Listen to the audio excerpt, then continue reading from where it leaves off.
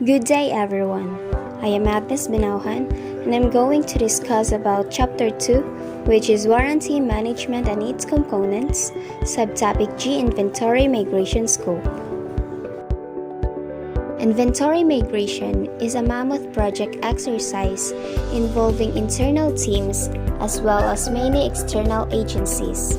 Detailed planning, process, simulation, and training are the basis to ensure successful inventory migration exercise. So kaning inventory migration kay dako kayo siya nga project which is nag-involve siya internal o external agencies para ma-ensure nga successful ang pag-migrate sa inventory. Project teams would consist of teams from all functional departments, namely finance, legal compliance, inventory planners, IT, procurement, marketing, order fulfillment and logistics, and facilities team and headed by a project leader who knows the operational details involved in such a project.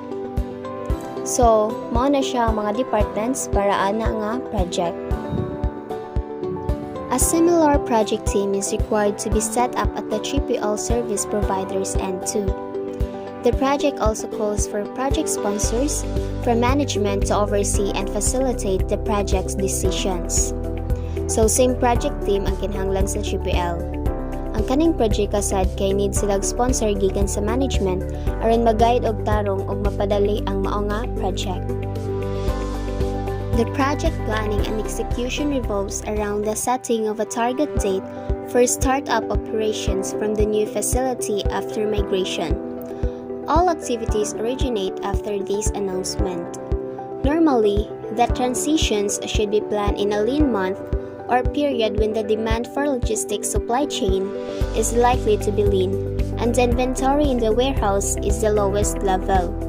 Meaning, kani siya kay dapat mag-set jud og target nga date.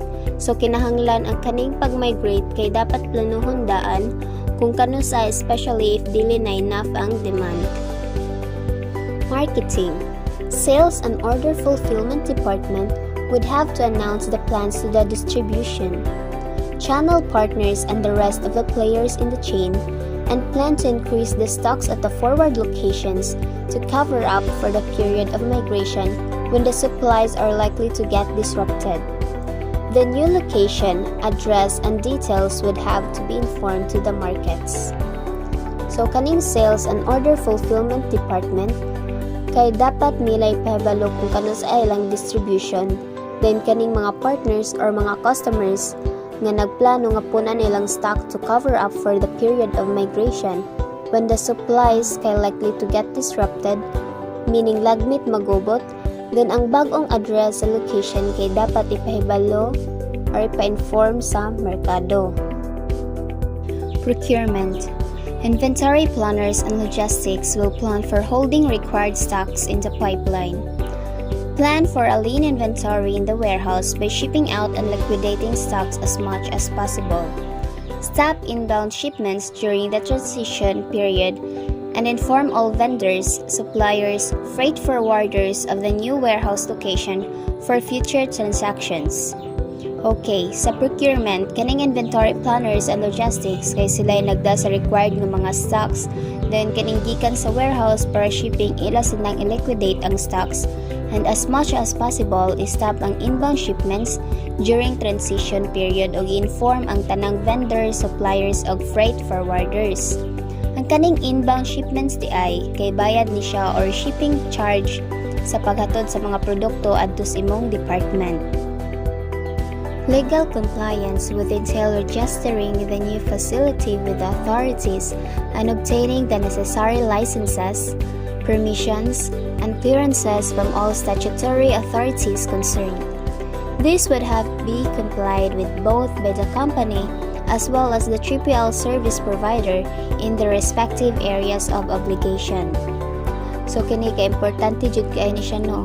Kinahanglan jud ka mo katong mga papeles like mga clearances o lisensya, kinahanglan ni siya i-complied with both sa company o sa 3PL. Inventory process planning involves three major components. Firstly, The volume of inventory to be transferred has to be estimated. Some container loads calculated. So, nirino masabot raman yun ni kung unsay pasabot ni. The volume of inventory to be transferred has to be estimated. So, kinahanglan estimated na ang mga inventory nga para transferred. Next, kaning some container loads calculated. So, sabotable na kayo. This becomes the input at the rest of the major activities to be planned, including transportation planning, resource planning, determining lead times for inventory handling over at the existing warehouse, transit time estimation, and time for receiving and put away of inventory at the receiving warehouse. Okay, diri na jud tanan gikan sa transportation planning, resource planning, ang pag-estimate sa time sa pag-receive hantod na sa warehouse. So muna siya input for the rest sa major activities nga kinahanglang planuhon. Process planning would entail following activities at the existing warehouse. Step-by-step preparation of inventory at the existing warehouse for shipment, the sequence of inventory handling over by the existing warehouse for shipping out, the process of counting and handling over inventory, handling over documentation and sign-off process. The plan should also cover the allocation of necessary resources, teams including supervisory and management staff. Kabantay mo anang mga dagko ng tindahan sa merkado, di ba? For example, na taga Malboro, considering step-by-step man jud ng inventory para ship out nila. Gikan sa pag-ihap og pila ang order sa customer hantod sa pag-deliver na jud. Dayon last, kay na sila documentation. One example sa documentation kay kaning papirmahon para pasabot nga nadawat na sa customer ang ilang order.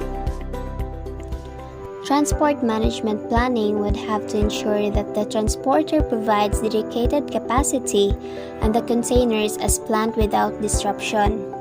Sufficient arrangements for loading equipment and teams would have to be planned.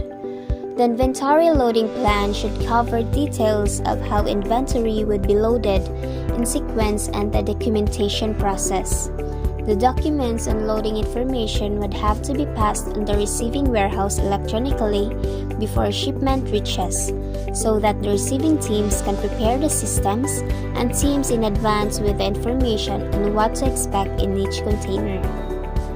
Ang kaning transport management planning, kay dapat nilang siguraduhon sa nagdanga wajib palya ang plano. Dapat hanay ang loading equipment, ang plano sa pag-load sa inventory kay dapat nakadetalye jud kung unsaon nila pag-load ang inventory gikan sa pagkasunod-sunod sa proseso sa documentation. Dayon ang documents of information sa pag-load kailangang mapasa sa receiving warehouse aron mandam sa nila ilang system before pamabot ang shipment ug aron makaandam sad sila didto kung unsay lang i-expect kada container.